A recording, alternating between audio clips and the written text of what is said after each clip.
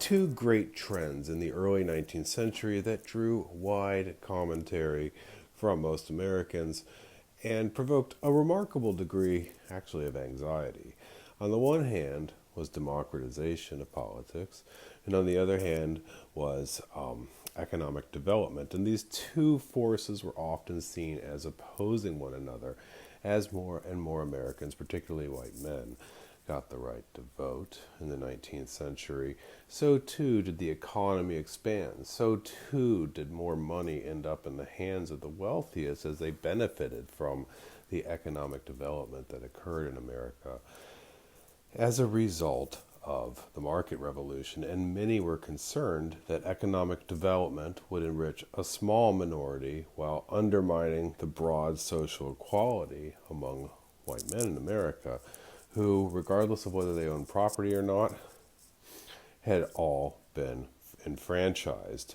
So, for instance, one of the major issues is the National Bank. And we're going all the way back to Hamilton. The National Bank has always provoked a good deal of concern and anxiety on the part of Americans. Well, the issue never died down because Madison did, in fact, renew the charter for the National Bank in 1816 as a result of the unpreparedness financially of America during the War of 1812.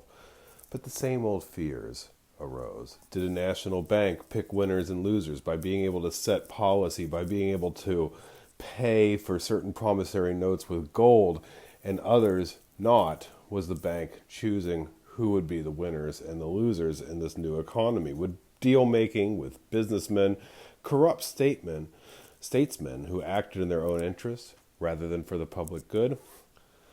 These were the kinds of questions that people were asking about this market revolution. Was it going to fundamentally change the system, the basis of equality amongst all men in America?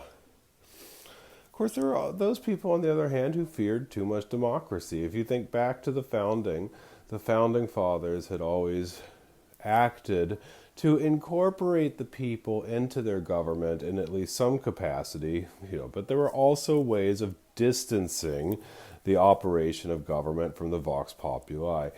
Most notably, the Electoral College, or the fact that the Supreme Court was appointed, the justices were appointed by the president, or the fact that the Senate virtually represented the country because each state had two senators, regardless of the number of citizens living in that state. These were all meant to curtail the power of the people. But what happens in the 19th century is that America actually starts to become more democratic. And statesmen like Andrew Jackson, for instance, would think that virtue was not to be located in the ideas of statesmen and elite who considered themselves neutral, independent, and maybe above the fray of political parties. Remember, the founding fathers despised political parties. Andrew Jackson and the great statesmen and politicians of the Democratic period would in fact thrive because of the political parties and the machines that they set up, which were able to incorporate these vast numbers of newly enfranchised voters, white men, who could now participate in politics. And machine politics were all about getting out the votes, working in tandem with an expanded newspaper publishing industry, as well as participatory politics and campaigning, which wouldn't seem that far out of the normal in 2020. What ultimately ends up happening is that American politics becomes democratized because of the style intended to bring more Americans into the political process through vastly expanded party newspapers, campaign events, etc., etc., and on the other hand, to reach voters who now were much more numerous than before. And what ends up happening is that Americans slowly start to turn away from their fear of the common man and his crowds of common people. Right? In the founding era, the idea of crowds of people had been seen as a threat to good Republican government. That, crowds of people might act in their own interest and not in the interest of the country overall.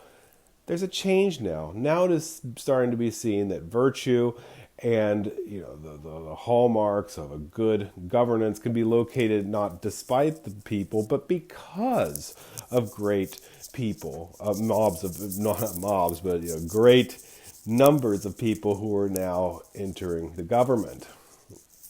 And in fact, it would be considered corruption to go against the will of this government. So this period witnesses a change in the way people think about majorities. Under Jackson, majorities went from being mobs that could potentially run rampant over individual rights, what the great thinker Alexis de Tocqueville in his Democracy in America would refer to as the tyranny of the majority. Now majorities are considered guardians of liberty against corrupt and entrenched interests.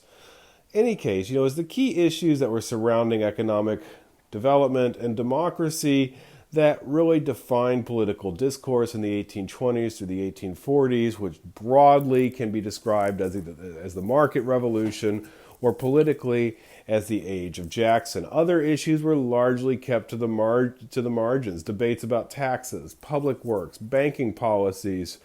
This was the major political divide in the second party system. And one of the reasons that slavery does not emerge as the defining political issue during this time period is precisely because the Democratic, and to a lesser extent the Whig Party, worked to bridge sectional divides by creating a national party. Ultimately, Jackson and the Democrats are successful in creating the larger majorities, the majorities of voters, and by manipulating political machines which had nationwide reach, and eventually united farmers of the West with planters of the South, and that was a majority of the people. So the Democratic Party transcended sectional interests to represent a majority of people, which many people were concerned may not happen. The Whigs, on the other hand, also tried to transcend narrow sectional interests. Their base